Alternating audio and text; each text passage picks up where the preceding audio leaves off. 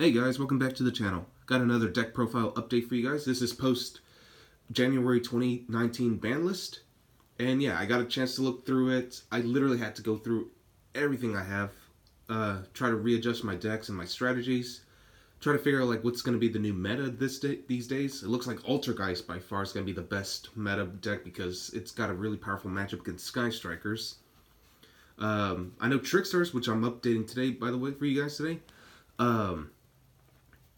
It's going to be easily one of the top 5 decks now. So, yeah, it's pretty good. I like what it can do. And even though Scapegoat's now at 1, this deck can still go off pretty strong, especially with the new support that just came out in Savage Strike. I got everything I needed from the sneak peek yesterday, so hopefully you guys will enjoy this.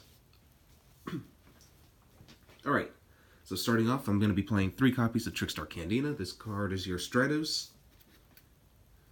And then we have Trickstar Licorice, which burns your opponent for every time he adds a card to his hand, and also you can bounce back any Trickstar monster you target with it, and special summon this card in its place. I was originally going to be playing this card at 3, but I decided that 2 was a little bit better. I'm playing the 2 of the new Trickstar Carabane. So this card is basically an Honest plus / Cyber Dragon. So you can special summon this card if you control no monsters, or if all monsters you control are Trickstar monsters. It's a free summon.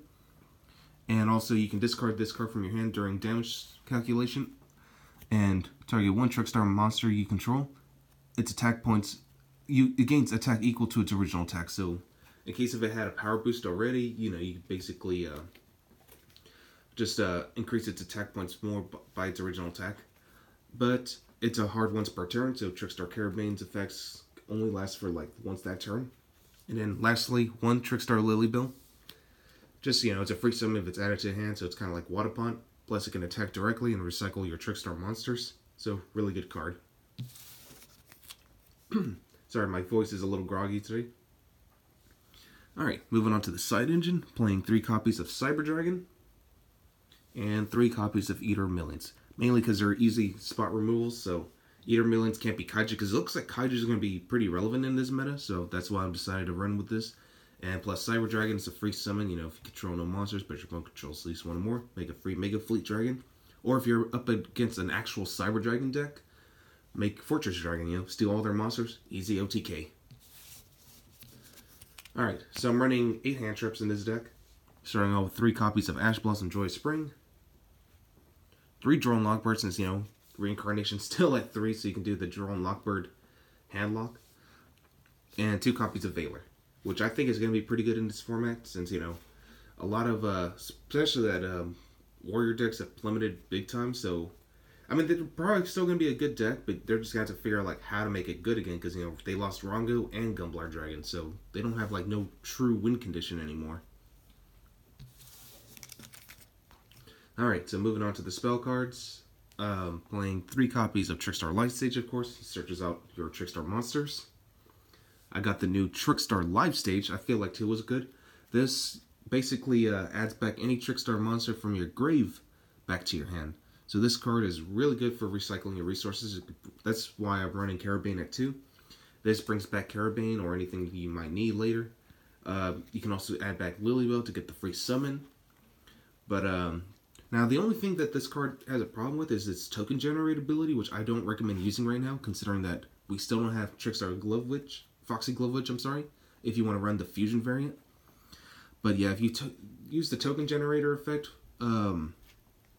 keep in mind you will be restricted to special summoning only Trickstar monsters for this turn, but its ability to add back, it does not restrict you at all, so that's generally free, and also it's just, it's not once per turn to, recycle your Trickstar card, so one of the best things about this card. Next up, 2 copies of Terraforming, just to search out your field spells. And 3 copies of Called by the Grave. Amazing card. I'm glad it's at 3, and now the card feels more fair in this format, because now that, I don't know, it's just like, I'm pretty sure people are going to start boosting up their hand trap count just slightly. I'm not entirely sure, but, it's always good to have. Especially that I'm playing this card, Pot of Desires. I don't have Pot of Extravagance. I think that card's actually a little bit better in Altergeist than in this deck, so I think Desires are still the better option, in my opinion. That's just me. But, I don't want my Pot of Desires to get Ash, so Called by the Grave is definitely the best card to go with it. One Scapegoat, like I said, even though it's at 1, it doesn't really slow down the deck entirely. I mean, it does slow down the deck a little bit, but not like, it doesn't kill it, you know? And of course I've never done this before, but I got 4 Scapegoat tokens. Even though they're not actually Scapegoats, just picking 4 cards that I liked, so yeah. But yeah, these are generally what I'm using for the tokens. And the last spell I'm playing is Monster Reborn. And of course, the only 3 traps, 3 Trickstar reincarnations. So it's also a good way to, you know, called by the grave, you know, in case your opponent tries to save himself with an Ash, get rid of it, and then drone Lockbird him. So yeah, really a nasty combo. Alright, so moving on to the extra deck. Playing 1 Holly Angel. Of course, it's the standard Link 2. And I'm playing the new Trickstar Divaritas. This card's actually not bad. It burns your opponent for every time you normal or special summons a card, and that's generally what the game's become. Very special summon heavy, so you just keep burning and burning and burning. So it's really good for time rolls too. 1 Mrs. Radiant, 1 Link Spider, and 1 Link Grebo, primarily just for our Scapegoat cards. Got the Nightmare package, Cerberus, Phoenix, and Unicorn. I know Cerberus is not as good right now because, you know, especially like cards like the Thunder Dragons have their built-in protection, but it's good for you to have built-in protection from card effects too. That's just the reason why. In Nightmare Unicorn, easy spot removal just to shuffle back into the deck. We also got Ningirsu, which is non-targeting spot removal, and it doesn't destroy, so that's actually one of the best things about Ningirsu right now. I also am running Power Kotaker. Just requires 3 monsters to summon, but I do like its ability, the fact that it can double its attack when you tribute a monster. 1 Topologic Disbanded, which is really powerful against Altergeist, Banisher stuff, and then inflict 500 points of damage.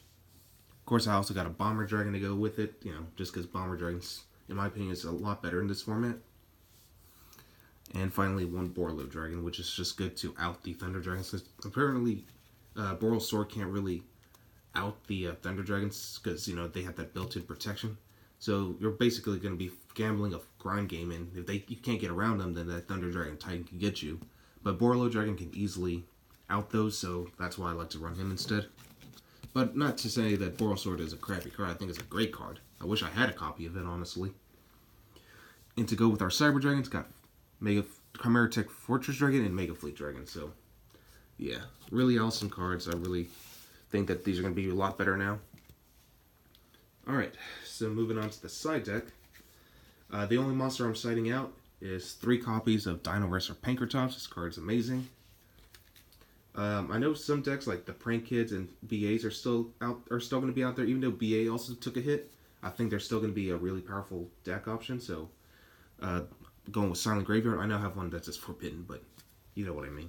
So you definitely want to stop graveyard effects because you don't want them to like really set off. Because like some decks, like especially the BAs, and they have that new Psychic Wielder, they're gonna really take advantage of their graveyard more and more. So Silent Graveyard is definitely one of those cards that can stop them. Against Sky Strikers, going with Hate Trunade, since you know you don't want that Widow Anchor to hit you at any given point. So Hate Trunade is definitely a good option.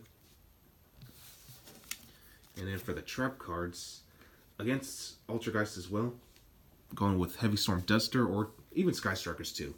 The reason I'm going with Heavy Storm rather than Twin Twisters is because I don't necessarily like to discard, and in case if I don't open up with that life stage, it's going to be hard for me to reoccur my resources. So Heavy Storm Duster, in my opinion, is the better option. So just set it on your first turn, and then, you know, if you're up against an Altergeist or Sky Striker player, let them set all their cards, and then just Heavy Storm Duster them at the end of their turn. And then lastly, I'm playing 3 copies of Forbidden Apocrypha. This is kind of like a pseudo dimensional barrier. It's good against, you know, like Thunder Dragons, the new Time Thief archetype. Generally anything that's going to be like Xyz, Fusion, or Synchro based. So you just, as long as they have 2 or more of those monsters, they have to send them. It doesn't even destroy, so like send them, just sends them to the graveyard. So like they can't use their built-in protection. Well, anyway, that's all I got for you guys today. I really hope you enjoyed this video, and I'll catch you guys on the next one.